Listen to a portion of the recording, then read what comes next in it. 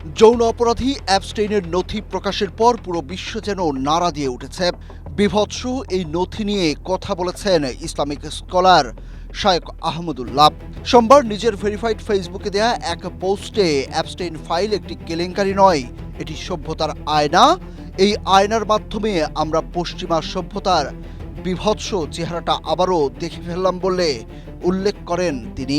পোস্টে এই Islamic scholar আরও বলেন, মানবাধিকার, নারী স্বাধীনতা ও উদারনীতির দাবিদার পশ্চিমা বিশ্ব আসলে কি গভীর নৈতিক অধপতনের মধ্যে নিমজ্জিত তার এক দলিল এই ফাইল।